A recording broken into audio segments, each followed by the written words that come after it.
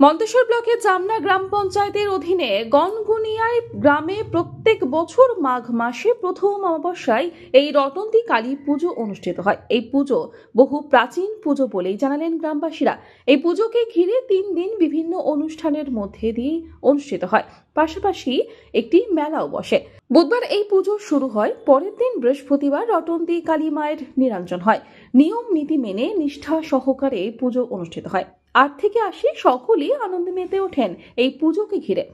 এই মন্দিরে উপস্থিত ছিলেন পুরোহিত নবকুমার মুখার্জি, পুজো কমিটির সেক্রেটারি নবকুমার দে সহ সকল সদস্যা ও ভক্তবৃন্দ। কালী পুজো এটা কোন গ্রাম? এটা গনগনিয়া, বনসর থানা, ডিস্ট্রিক্ট বর্ধমান। কবে থেকে পুজোটা শুরু হয়েছে? পরশু থেকে হচ্ছে। মানে আমাবস্যা তিথি ধরে হয় পুজোটা? আমাবস্যা দিন পুজোটা হয়। আজকে যাত্রা হচ্ছে, কালকে সাংস্কৃতিক অনুষ্ঠান আছে। প্রত্যেক বছর কি এই মাঘ মাসের হয়? হ্যাঁ, প্রত্যেক বছর মাঘ মাসে পুজো হয়, আমাবস্যা ধরে হয়। কি কি অনুষ্ঠান হচ্ছে?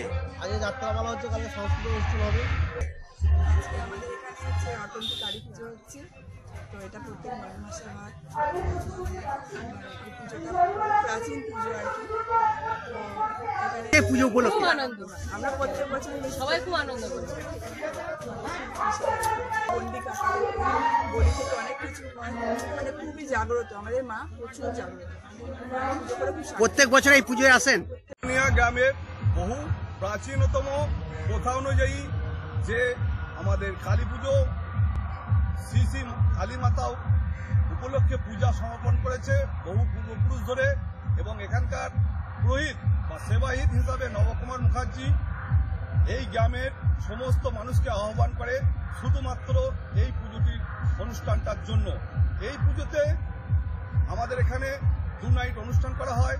এই অনুষ্ঠানে প্রথম নাইট যাত্রা হয় পেশাদারি, দ্বিতীয় নাইট আমাদের অনুষ্ঠান হচ্ছে পার্থপ্রতিম সরকারের ইউটিউব খ্যাত শিল্পীর একটা সামাজিক অর্কেস্ট্রার মতো অনুষ্ঠান প্রচারিত হচ্ছে।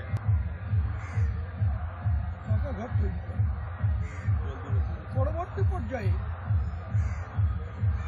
আসানপুর নিবাসী এক ব্যক্তি স্বাধীনতা চরণাশ্রিত উনি নাট মন্দিরটি তৈরি করেন চিরাচরিতভাবে মুখার্জি বাড়ির।